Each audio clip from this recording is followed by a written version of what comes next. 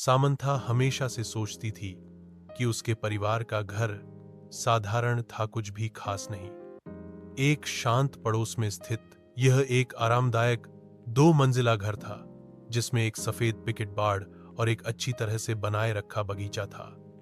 फिर भी जैसे ही उसने एक दोपहर धूल भरे अटारी में घूमते हुए उसकी नजर कुछ असामान्य पर पड़ी।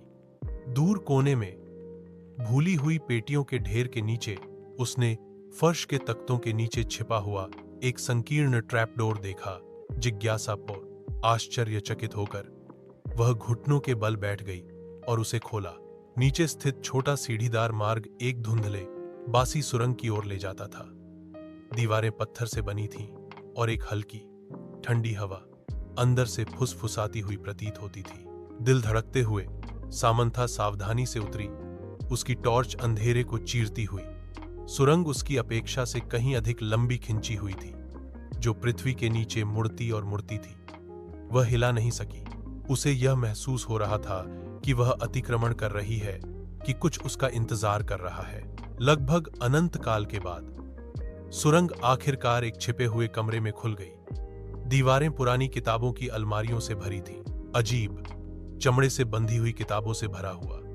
कमरे के बीच में एक पुराना डेस्क धूल भरे कागजात और पत्रिकाओं से घिरा हुआ था। जैसे ही सामंथा दस्तावेजों को पढ़ रही थी, उसके हाथ कांप रहे थे। रिकॉर्ड, डीएस ने मना किए गए अनुष्ठानों और गुप्त समाजों की बात की। उसके परिवार का नाम बार बार लिया गया। जैसे जैसे उसने और पढ़ा, उसे एहसास हुआ कि उसके परिवार का इतिहास गहरे रहस्यों से जुड़ा हुआ था। रहस्य वह दफन रहने के लिए था। उसने कुछ ऐसा उजागर किया था जो किसी को नहीं पता होना चाहिए था, कुछ ऐसा जो पीढ़ियों से छिपा हुआ था। जैसे ही खोज का भार उस पर पड़ा, उसने सबसे हल्की आवाज सुनी।